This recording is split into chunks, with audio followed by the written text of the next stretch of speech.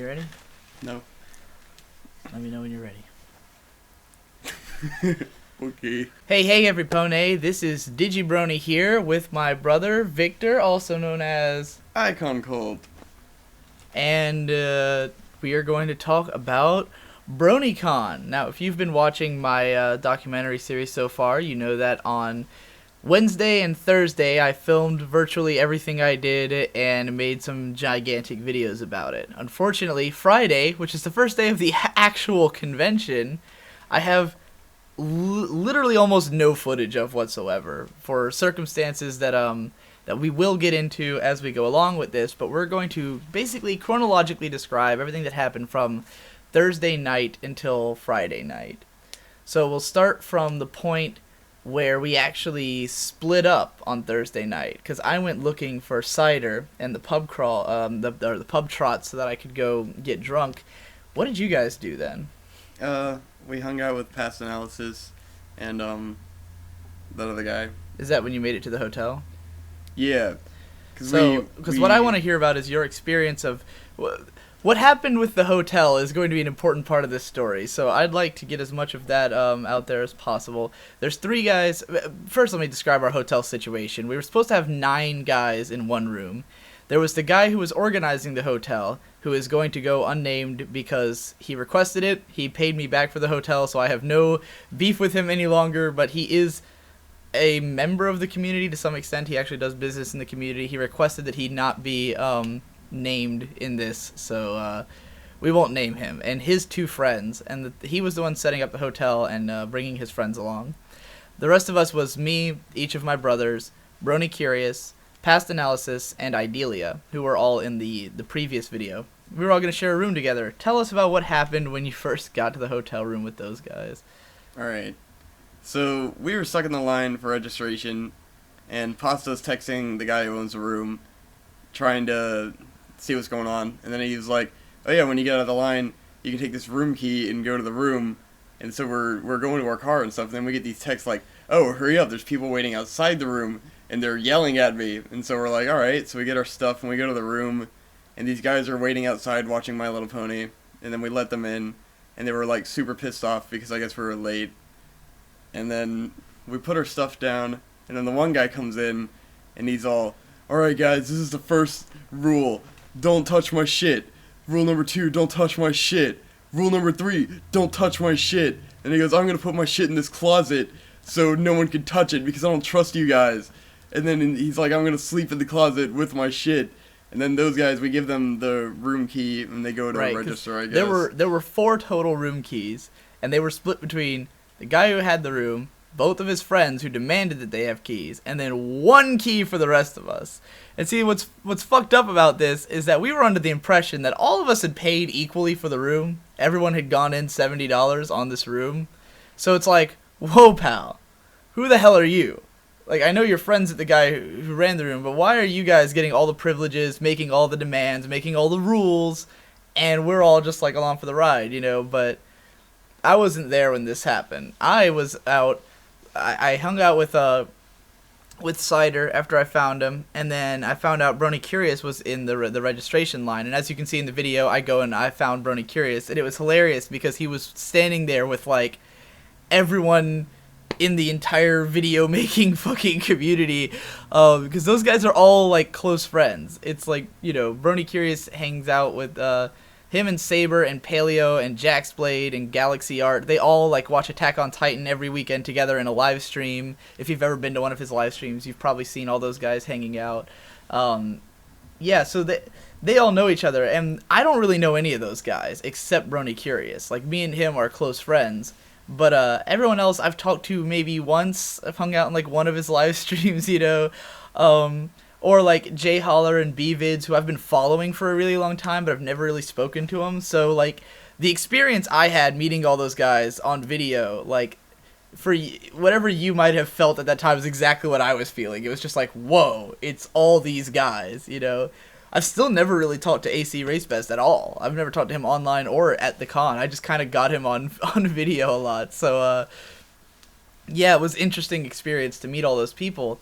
And then as we all left the registration, I was just following their group around basically, and me and Tom, did we go back to the hotel to drop off our stuff and then go out to eat? And then because we all came with you after that. Right. We went back to the hotel. We dropped off our stuff. Then we followed Tom because he was hanging out with, those guys. And I was just like, I'm going to follow them around because I have no better plans or anything to do. So we all went out to dinner. And you saw we were at that round table, or not round table, but I took the long table. I took the video of the table. That was a blast. I finally got to start talking to DB Pony, who I've never really spoken to before, even though he's like really close friends with Brony Curious. I've always felt awkward about talking to him because I'm not a big fan of his music, so I didn't know what to say to him, like, hey, I don't really listen to you, but let's be friends. But he's a super cool guy. All those guys were awesome. Like, just generally, everyone we met at Bronycon was the coolest person ever, except for the two guys who are eventually going to run us out of our room. Literally, besides them, Bronycon was a constant flood of meeting awesome people, and that was most of what made it fun for us. Yeah. Was just the people were so cool. So, after we go to dinner, we went back to the registration line because Hirosashi, who is a musician who's also in the video, he didn't have his registration yet, so we hung out in registration for a little bit. Finally went back to the hotel room. We met up with Idelia. That guy was super cool. Him and Brony Curious were instantly like that. I mean, I think Curious had been talking to him a bit already, but he was like, I want to become your best friend now, because they both write fanfics that are in a very similar style. So yeah, he wants to hang out with him and stuff, and that guy's super cool, big So Great and Powerful fan, so I got along with him great. And then this is where the last episode cuts off. It was us in the hotel room, and that was all I had. So here's what happened after that. The guys who were running the hotel room, they came back. The guy who was running the hotel, he didn't come back that night. He actually had a spat with his friends earlier in the day over being late to the hotel room, and he decided that because there were too many people in the room, he was going to sleep somewhere else. So he had found someone else to sleep with and just went with them. And we were like, okay, So his two friends come in, they're trying to sleep.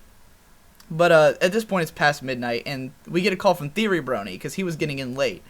And Theory Brony was like, yeah, I'm going to come to you guys' hotel. And he comes in, he brings three of his friends who he's staying with. So we're all hanging out and we're all talking. And then the two guys, who are trying to sleep, who, may I remind you, these guys are sketchy as fuck, right? Yeah. Like, you would definitely say, they're weird guys. And I'm not just saying that in the usual sense of, like, you're at Bronycon, there's bound to be some characters. I mean, the guy who was running the hotel, he was definitely a character, but he seemed harmless. He was a character, but you're like, whatever, I can deal with this guy. I'm pretty sure he was married to his plushie, but I don't know. He was fine. The other two guys, they were really sketch. I got the stuff with the balloon when they came in the room. Yeah, the guy who was all the don't touch my shit guy, he, like, found a balloon in the closet and was like, ooh, who put this here? And then he whips out his knife and pops the balloon with it. And, like, there's no reason this should have happened other than, like, oh, I've got a knife. Check it out, like, trying to let people know that he's not to be fucked with kind of thing. I really hate that guy. Like, I really legitimately have a hatred, and I don't usually hate people, but I pretty much hate that guy. But yeah, like, we're all hanging out and talking, and those guys are like, we're trying to sleep, could you guys take this somewhere else? And we're like, you know what, that's totally reasonable, you guys want to sleep, whatever. So we all leave, and we all go to the hotel lobby. We're all hanging out down there, and it's like this huge group, because now we've got, awesome. We've got the six of us, we've got Theory Brony and his friends, so that adds up to 10 people. We're all sitting there talking, hanging out. We had Josh Vita as well. He had been hanging out with us, so that makes 11. And then we're all sitting there talking and stuff, and I was waiting because when I met B-Vids at the whole line thing. By the way, you remember in the video when I'm in the line, the first thing is me and B-Vids having a staring contest while filming each other. That's literally the first thing we said to one another. Like, there's no precursor to that. I just, like, walk up to him, I'm like, oh, hey, you're filming too. And then we both start filming each other and having a staring contest. And I was like, I can tell this is the start of a beautiful friendship. Like, so B-Vids and I were talking about drinking and stuff. And he was like, he had to pick up Black Griffin, the singer, I'm sure you've heard of Black Griffin, proud to be a brony and does the Twilight Licious animation. He had to pick him up from the airport because his flight had gotten delayed or something. And he was like, I have to pick him up and come back, and when I get back, we can get drunk if you're still awake. And he was like going to be back at 2 a.m. But we were like, you know what? I'm probably not going to sleep tonight. I don't care. I want to get drunk, right? So we're in the lobby waiting for B-Vids, and we're sitting around talking, and all of a sudden, in comes walking Griffin and Jenny and one of their friends. Who was their friend again? I don't remember. She had drawn a picture of my OC before, but I don't remember what her name is. I'm sure she'll probably comment and feel really hurt that I forgot her. But the three of them come walking in, and we were just like, I'm sitting there, I'm like, I'm pretty sure that's Griffin. I'm pretty sure that's the guy who writes Friendship is Witchcraft. And everyone else is like, what, are you serious, dude? And I was like, yeah. So I go over and start talking to him, and we totally get them to come hang out with us, right? So at this point, you know, it's escalated to be like a pretty magical night. We're all sitting, you know, talking. We got Griffin and Jenny come over. At one point, there was a piano in the room, and Griffin went over and tried to start playing it. And he got through like the first 4 bars of It'll Be Okay, and like just as we're all getting out our cell phones to film him, then the security guy comes over. He's like, yeah, it's 2:30 in the morning, you're not fucking playing piano. But it was magical. So yeah, we had those guys hanging out, and then that's when B-Vids finally shows up, and he's like, all right, let's do this, right? He's like, I've got a bunch of alcohol in my van. So he leads me and him go out to his van, which is like an unmarked white van that he had, and it was full of a camera equipment, like legit pro-ass camera equipment. Because for those who don't know, B-Vids actually is like, he's a film student, right? Yeah. And like his whole family works in film and stuff, and he had all this cool equipment and shit in his car, and he intended to do a lot of filming at the convention. He also designed the opening animation for the convention. He did the looping animation that was playing in everyone's like whenever someone was doing a panel, which is obviously why, okay, in the looping animation, which you can find on his channel, there's a moment where Vinyl Scratch is like DJing, and there's a crowd and everyone's wearing fedoras. Do you remember that? And I was like, that's totally like his comedic touch on that little loop thing. But yeah, so B-Vids goes and he leads me out to the van, and he has like this bucket full of alcohol, and he just gets like a bottle of vodka, of Svedka actually, and then like some glasses, some tonic water, and some lemon juice, and that was all we had. And we go back to the hotel. He starts pouring us drinks. Me and Victor, it was just me, Victor, and B-Vids. No one else was drinking. The three of us get like messed up. Me and Victor especially. We're like drunk as fuck. B-Vids is having a grand old time. He gets into a long rant about why he hates Equestria girls at one point, and Brony Curious is sitting there like, all of this is so true. He's so perfect. I need to hang out with B-Vids more because he totally understands why Equestria girls is awful. And I'm like, fuck you guys. I love Equestria girls, but I was too drunk to like articulate any reason why Equestria girls is good. I'm just like, fuck you, man. We talked to Griffin about Portugal the Man, which is like one of our favorite bands, and also one of his, and we're all just sitting there like fangasming over Portugal the Man, so that was fun. Griffin and Jenny eventually went to bed. The rest of us stayed and were talking up all night. At one point, everyone disappeared except me and B-Vids. We were distracted, and you guys were just gone, and we were like, where am I? I don't know. And so, I followed him to his room, and he puts away his alcohol, and I leave the room, and I don't know how to get to my room. I don't know where anybody is. This is where I tweeted, like, lost and drunk on a Friday morning, named this my biography. If you saw that tweet, that's what that was about. And hung out with, Theory again, and then we finally found those guys, because I remembered that phones exist, and I had one on me, and I was like, oh, well, shit, this helps a lot. And around here is where we all go up to the hotel room. So we all go up there. We're packing our stuff because we're getting ready to go. It was like 7 in the morning. Yeah. The con was gonna open their doors at 8, I think, or maybe it might have been closer to 8. I know Idelia left because he needed to get registration. He wasn't even registered yet, so he goes to the reg line. And the rest of us are getting ready for the convention. The 2 guys who were sleeping, they start waking up. Brony Curious goes to take a shower, and those 2 guys come out, And they start talking to each other amongst themselves, right? And then they present to us a problem. One of them's the guy who's not the angry guy is a big fat guy who talks like a drawn eye. I think he thinks he is a drawn eye. He uses every pony in everyday conversation, and he talks like he thinks he's a fucking chief of a damn Indian village or something. Yeah, he's always like, this has brought us down as a group, but every pony can just calm down and we can. And you want to hit him when you listen to him talk, is what I'm getting at. And his friend. So what he does is he gets up and he's like, we have a problem, and his friend is like, I've got this fucking canister of pills, and there were 25 pills in here, and they're gone now, and one of you must have fucking took them, or one of your friends, your groupies, as he kept putting it, must have taken them. Someone who, either you or someone who came in this room took my fucking pills, and he's like going on, and we're like, dude, you told us not to touch your stuff. We were like, okay, we're not gonna touch your stuff, you know, clearly you're a fucking terrifying human being, no one's gonna come near your stupid shit, right? This went on for a while. Victor, why don't you tell this part? Because I think you probably have an even more vivid memory of it than I do. Well, yeah, he was mad at us, and then he was threatening to call the police and stuff, and Conrad was trying to reason with him, but then he was just kind of being a dick about it. Yeah. And it's very... Part of it was like, they were accusing us, and we were like, none of us did anything. And the one time that we had people in the room, you guys were here. Like, he was in the closet when Theory and his friends were there for, like, 10 minutes. So I was like, the only people who came in here had no opportunity to take your shit, you know, because you were there. And the only person who seemed suspicious was the guy who organized the room, because he was the one who they had been fighting with, and he was the one who didn't stay with us that night. And I was like, why don't you ask him? Why don't you contact him? And they were like, oh, he's my best friend. He saved my life. He wouldn't do blah, blah, blah. And we were just like, dude... And the story kept getting weirder. Weirder and more convoluted. Yeah, because it didn't make any sense. At some point, the big guy's like, well, I paid $500 to stay in this room. And we were like, whoa, this is a $600 room.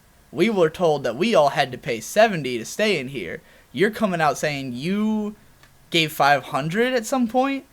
And it turns out that the reason is he had given that $500 like 6 months ago, and the guy who organized the room had to spend it on car parts because his car had broken down.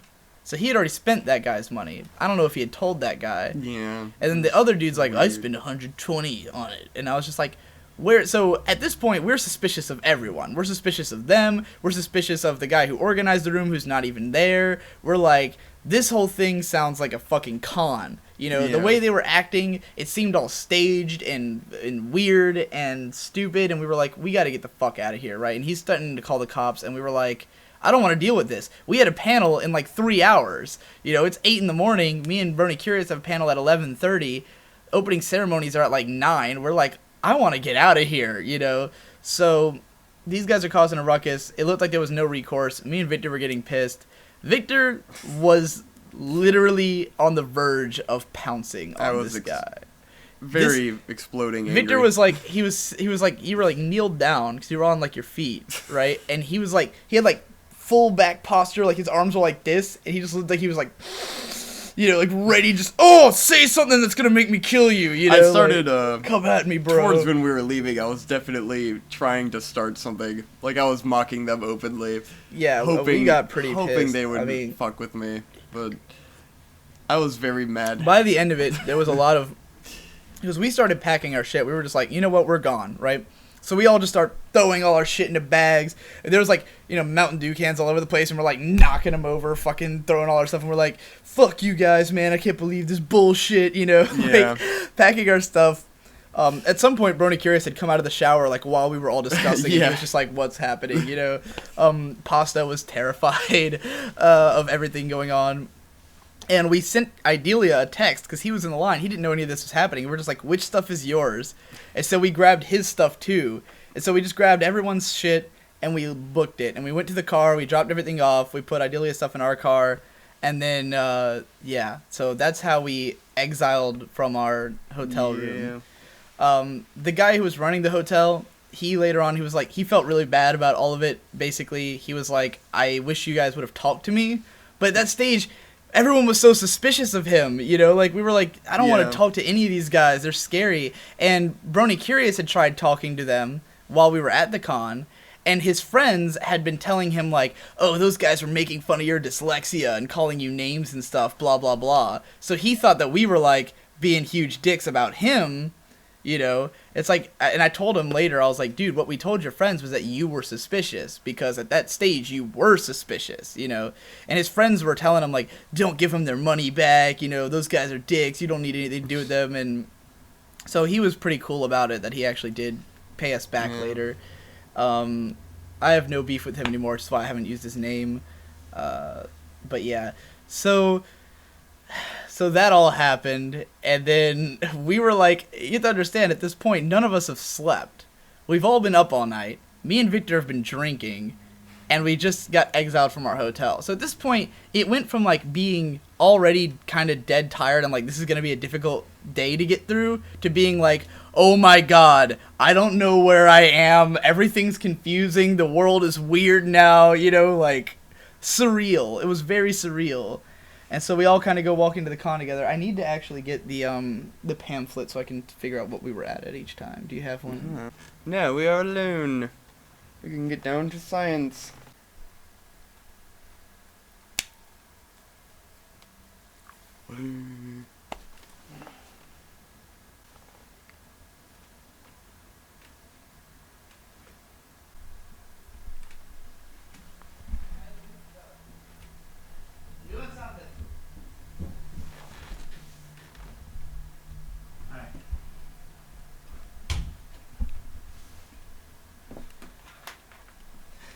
So anyways,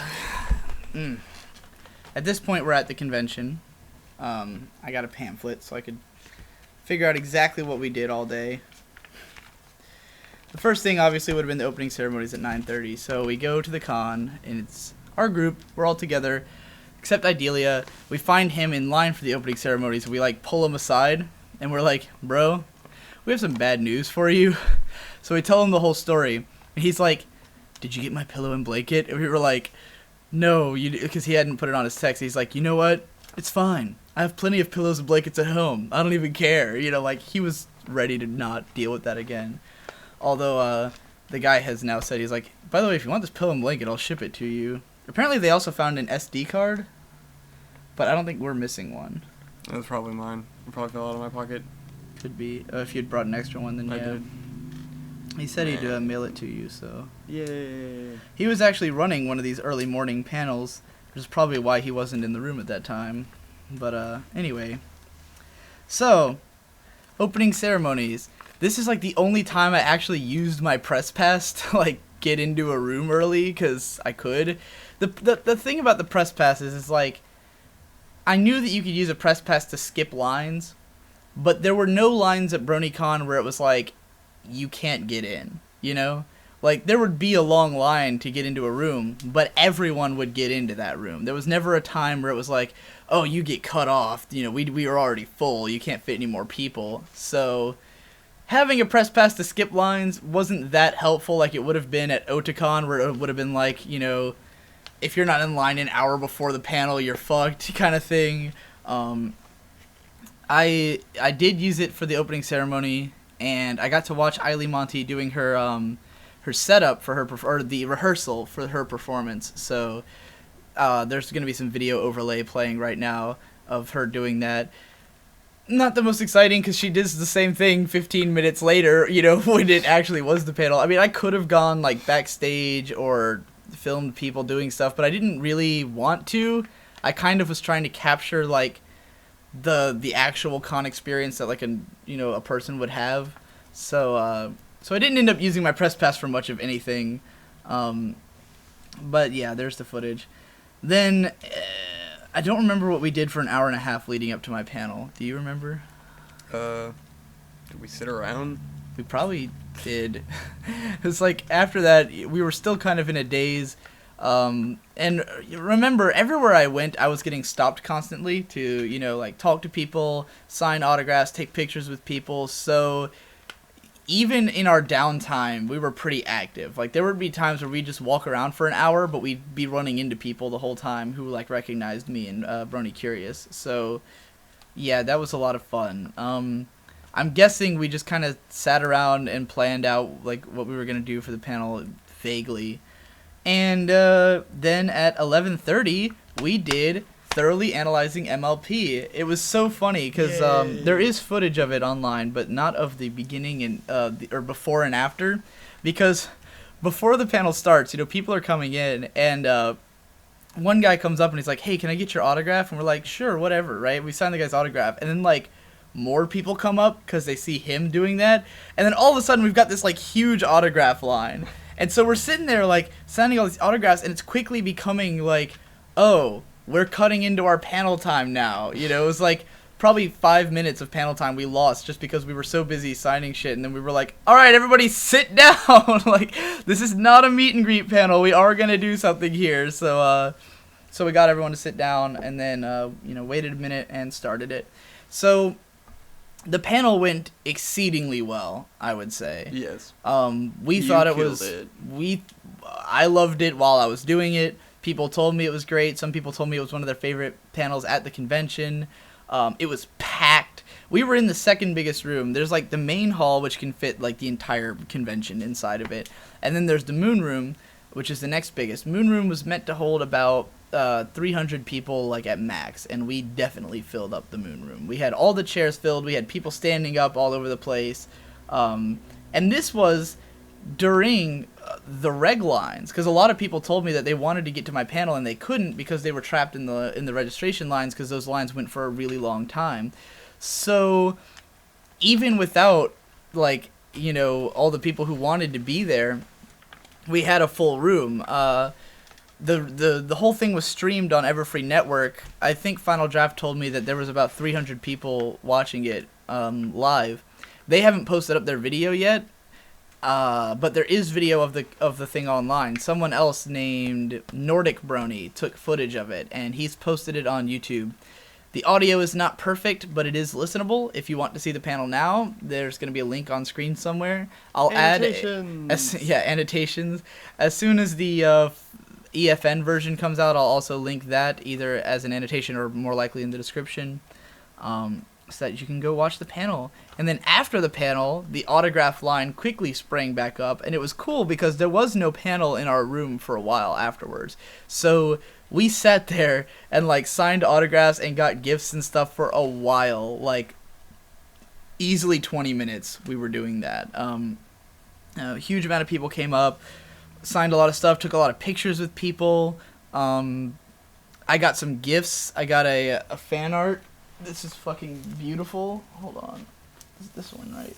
Yeah. Someone came up and gave me this, which is a gorgeous print. I mean, this kind of print would have been going for like $20 in the vendor's hall, and he just came up and gave it to, or she just came up and gave it to me, and I was like, oh my god, this is beautiful.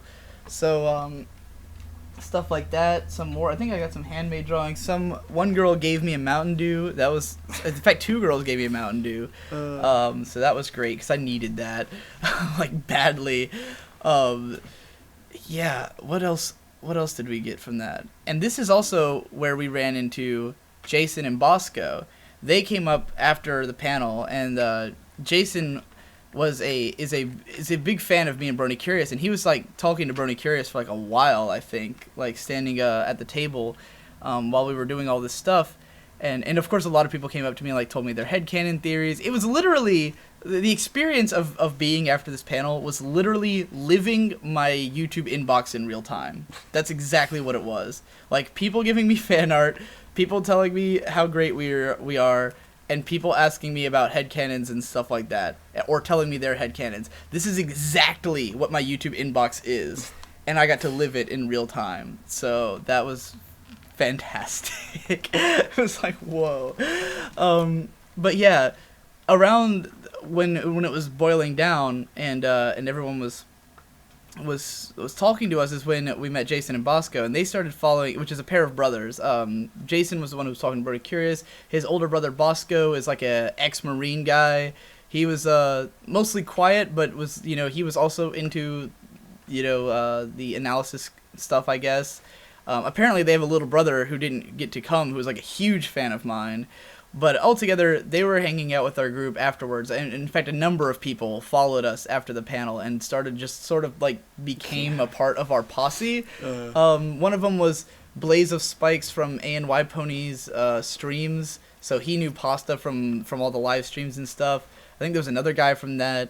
And yeah, those guys started hanging out with our group like the whole rest of the time we were there. So Jason and Bosco are the two guys who ended up taking us in eventually. And they were super cool. We hung out with them a lot throughout the convention, especially because we were staying with them. But yeah, Jason definitely wants to get into the analysis community, I think. But he says that he doesn't really know how to write his opinions down. But he definitely was great at understanding where me and Brony Curious were coming from anyway. And Bosco was just like the nicest dude ever. That guy, he totally had like his ex-Marine pride and was like, I'm gonna be all that I can be kind of a dude. So those guys were awesome. Great taste in music as well. So Gap fans. So anyone who's a So Great and Powerful fan is like cool in my book, Yeah, so they started. I don't know if they told us that we could stay with them quite at that point. I know we had gotten an offer because Theory Brony and his friends were saying we could stay in their room, but they had like 4 people, and I was like, these guys have 2. It's just 2 brothers. And it was funny because Jay and Bosco kept telling us like, just so you know, our room's really small. But their room wasn't really It small. was not small. It was actually huge. It's just narrow. It was the weirdest fucking hotel design because it was like you walk in and it was like this long hallway. It looked like a hallway.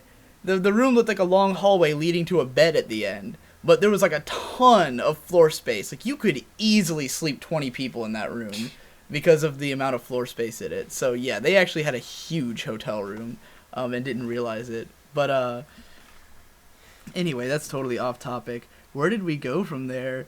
Because at this point, Friendship is Witchcraft panel at 2:00. So that was cool because obviously I just met those guys and was like, I gotta go see them at their panel. And they it wasn't a debut, but they did play the new episode there, and I had no idea there even was a new episode. Yeah. You've seen it now, right? Were you at the panel? Yeah, I was at the panel. Well, you weren't with me though, right? No, because you always run ahead of everyone. Well, because I was like, friends behind. I was thinking about using my press pass to get backstage during that one, but I didn't end up doing it, and so I was kind of like running around the room, like trying to get different perspectives or whatever, but I didn't end up doing much. By the way, fun fact, because at the opening ceremony I had run into Theory Brony, and I was sitting next to him because he had a sponsor pass, so he also got in easily. And Theory Brony was cosplaying as Shining Armor. I have video of this, by the way, so I'll put this on screen now. He was cosplaying Shining Armor, and he had a box of corn dogs. It was a box of frozen corn dogs that he bought that morning to carry around with him. And when we were at the opening ceremony, there was another Shining Armor cosplayer, and he gave him one of the frozen corn dogs. During the Friendship is Witchcraft panel, there's a part where you'll see, if you watch because obviously it was also filmed, there's a point where, I don't know if it was Theory or the other guy, I think it was the other guy, who actually threw his corn dog on stage. I think it was Theory, because Theory had the corn dogs to do that. Yeah, Oh. He had told Griffin the night before that he was going to do that. Well, Theory Brony threw a corn dog on stage, and the guy who voices Shining Armor in Friendship is Witchcraft ate the frozen corn dog. He ate the whole fucking, like it was nothing. He didn't even complain. He was just like, oof, and we were like, whoa. I love corn dogs. Yeah, he kept talking about how much he loves corn dogs, and I was wondering, like, oh my god, I think he might be legit. That guy is super cool. He's like a actual, like, legitimate actor. Like, that's his job, and he got into the Brony community and started doing voice work with them. Like I said, all these panels are I didn't take footage of any of the panels that I knew were going to be streamed, because I figured Everfree Network was going to put them up anyway. Definitely, the Friendship is Witchcraft panel, it was probably the best one they've done. Because I've seen other panels by them or listened to, like, interviews and stuff. This was them at their most energetic. They were getting some of their better questions. They were talking about, like, stuff that they hope to do in the future and stuff. So it was a great panel as far as a Friendship is Witchcraft panel goes. And it was cool that they had that guy, because he was hilarious as well. So if you're a fan of that series and you want to watch something by them, that would be a good one to do. And then we started just bumming around. At this point, we were, like, dead to the world tired. We probably went to the vendor's hall. I didn't buy anything till I think. What did I buy anything on Friday at all? I don't think I did. Like, only Shade blew all his money on Friday. Yeah, Shade immediately went to, like, one of the first things Shade did before even my panel was he went, like, right to the vendor's hall. He bought, because he had, like, $100. He immediately bought a Pinkie Pie plush that was, like, there was this one booth that had these, like, adorable little chibi pony plushies, and they had, like, a lot of them for $65 a pop. He bought a Pinkie Pie one of those immediately. He bought a Pinkie Pie hat that, like, you know, has her hair and it's pink. And then he bought, like, 2 buttons later, and that was, like, it. He was done. So he spent all of his money immediately. He knew what he wanted. He went right in, got his Pinkie Pie shit, and was ghost. So pro tip, wait till the last day, because, like, everything's half off. Yeah, most stuff is a lot. Well, he wouldn't have been able to get the plushie by the last day. But, yeah, like, when it comes to Bronycon stuff, anything you know is going to fly off the shelf, you buy it on day one. Anything that you don't think is going to fly off the shelf, you wait till Sunday when they start reducing prices. So, yeah, that happened, and we were just, I feel like for hours we were just sitting around, like, doing virtually nothing. I know Shade went to the Brony Musicians panel because he's a big fan of Living Tombstone and all them. Yeah, we spent a while just literally sitting around. We didn't know what to do. There was a point where, because the Baltimore Convention Center is fucking enormous, right? And it's like 2 huge buildings and then the Hilton, which is a hotel, which is connected to the convention center. So Bronycon is not a giant convention. We only took up one of the buildings, of the 2 convention center buildings. And even then, I don't think we were using the whole thing. The other building was completely unoccupied. And so we would go over there every once in a while because there were chairs and shit over there. And we would just sit down and chill for, like, I think this is probably where we sat for like an hour and a half with Brony Curious, and we're just like basking in, like, our death, because me and him were like, I'm dying the whole time. Like, we would not stop talking about how dead we were. At some point we went to Jimmy John's in here, that was like at 4. And finally we made it back to the convention. We went to Monty Monday, which is Eiley Monty's panel, which was very bizarre. It was enjoyable, but it was strange because it was like we're all sitting down. It's in the moon room.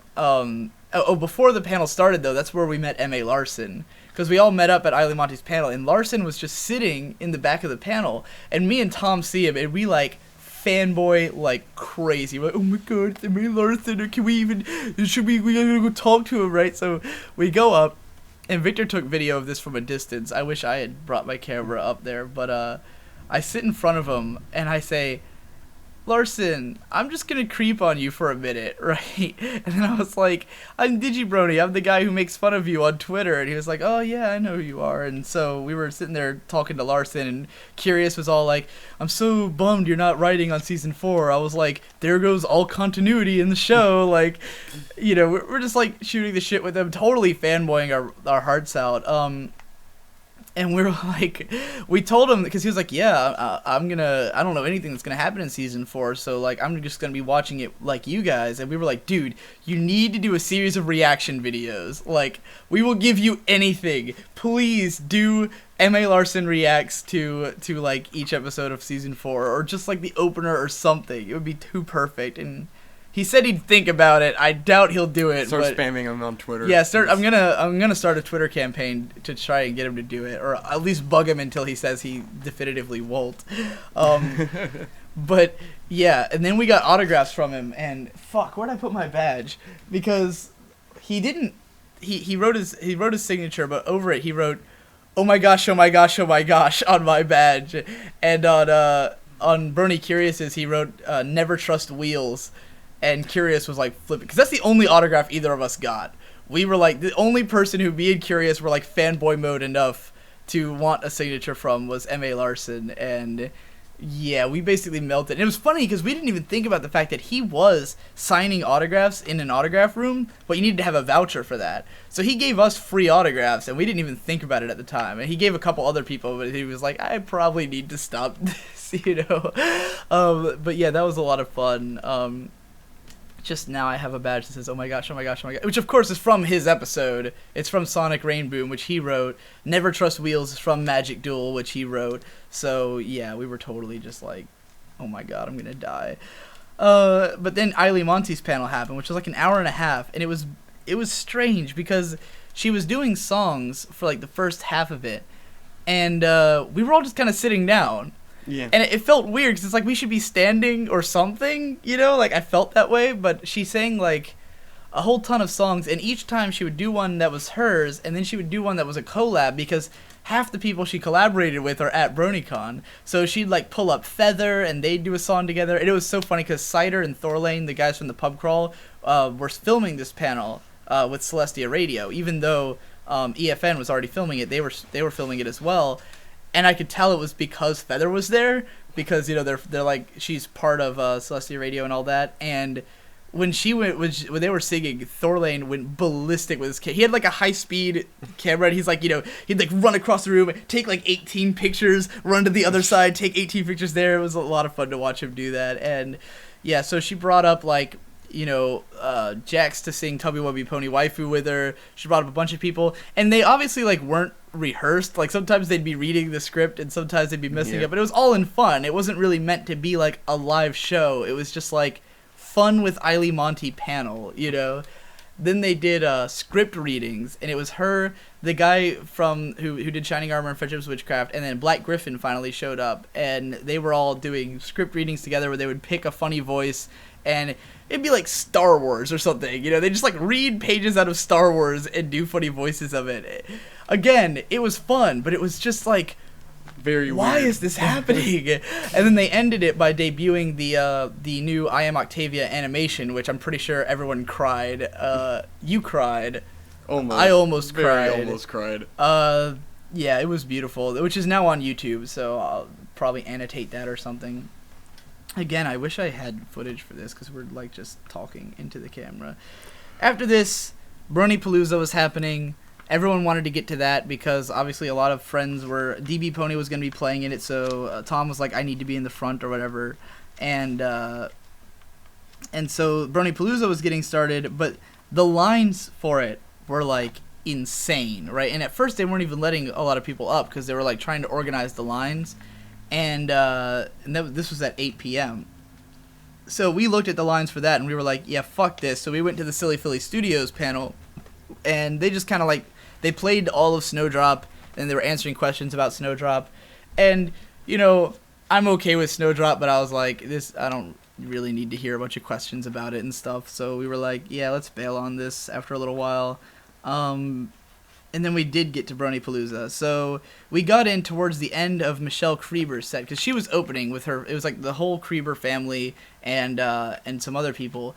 And apparently they had taken like 40 minutes to set up, and then their set was like an hour long. So the whole schedule kind of got fucked up with Bronypalooza because of that. And like Friday nights, Bronypalooza was a mess because they constantly were fucking up the mixing, or someone's microphone wouldn't work, and they were trying to do like, you know, back-to-back shows like in direct succession. And so it was a bit of a clusterfuck. I mean, some of the shows were great anyway. The Kriebers' performance, when we did come in, because they had Black Griffin there, so Michelle Krieber and Black Griffin got to do the Beat It cover, which, you know, they had on their channels, which was awesome to see. Tarby was playing the guitar for that, and he was fucking rocking it. So they did a great job. Tarby and Fenning were the MCs for Bronypalooza both nights, and they were just amazing at it. Fenning is literally an endless ball of energy that never stops. Definitely a Fenning fan now. Oh yeah, like I don't even care what his music sounded like. It's like Fenning is so awesome as a person that you can't help but think he's a complete badass. It's so funny because I guess we're gonna go through this in order. Because DB Pony was right after Michelle Krieber. DB Pony put on a great set. Regardless of how you feel about his music, because I'm, again, not a huge fan of his or anything, but his set was fantastic. He really rocked it. When he played Wonderbolt, it was epic, but it was also depressing, because here's the thing. Prince Whatever, who does the screams in that song, was at Bronycon, and he wasn't doing a set of his own, and no one knew that he was going to come on stage to do Wonderbolt with DB Pony, so they planned it to be like a surprise, like he was going to come running out, and it was going to be epic. And his mic was inaudible to the audience, but no one on stage knew that because they could hear it through their headpieces. So the whole song he's singing, and no one on stage is realizing that he can't be heard by the audience.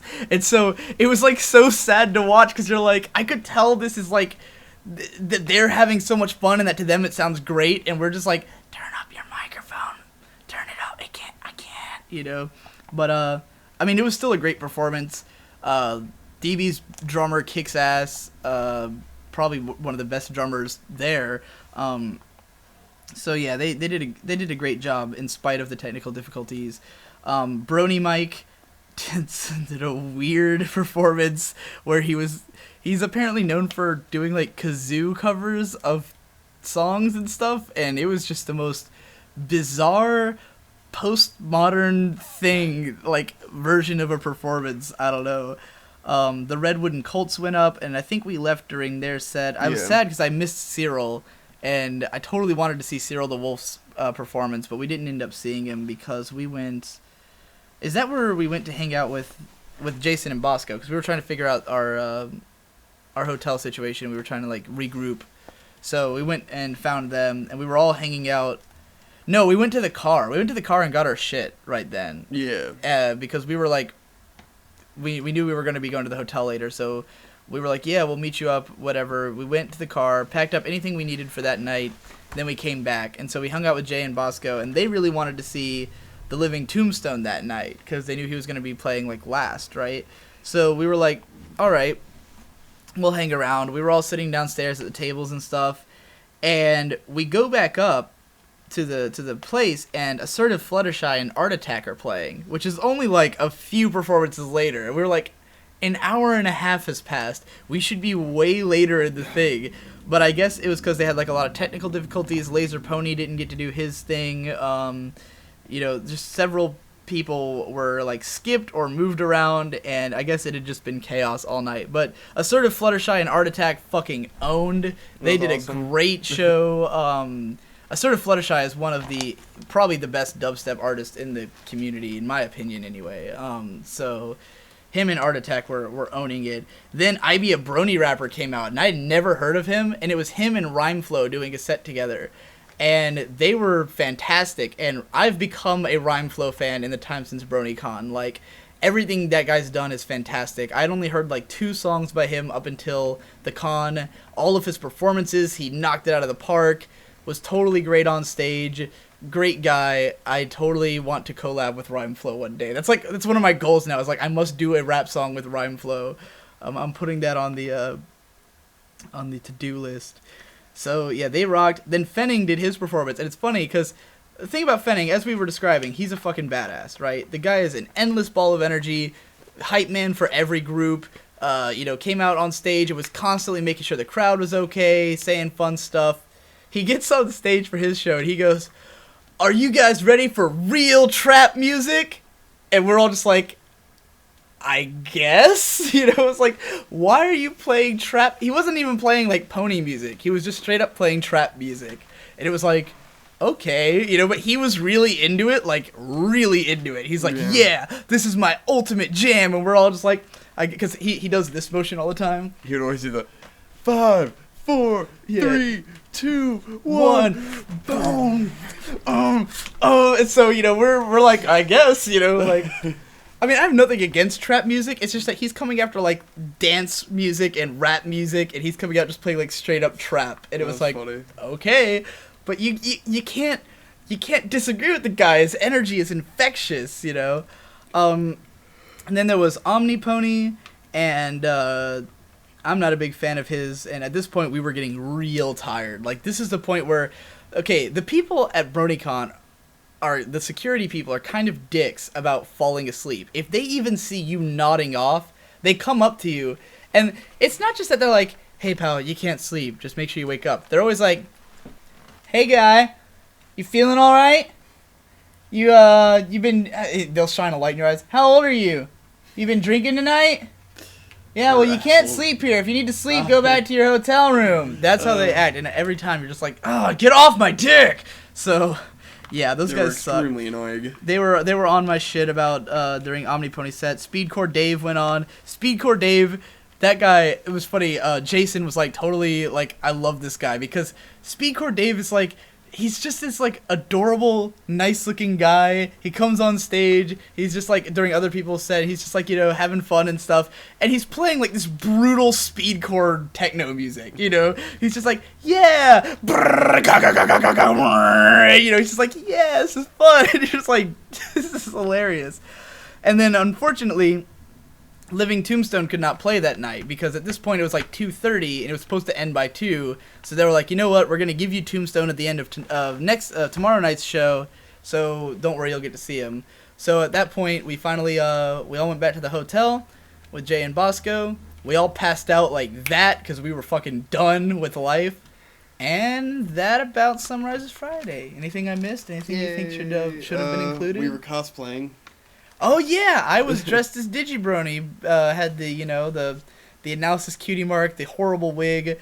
It was funny. At one point during the panel, or in the aftermath of the panel, someone came up to me and was just like, "Ghostbusters," and I just took the wig off, and I was like, "Fuck it, like I'm done," you know. So I hate that wig. It is ugly and horrible. I'd never want to wear it again. I'm glad it served its purpose. I got to wear it during the panel, and like I'm done with that wig. Victor's cosplay actually looked pretty good. You saw it at the end of part 1, the Icon Cult cosplay. So I didn't have my green hair that.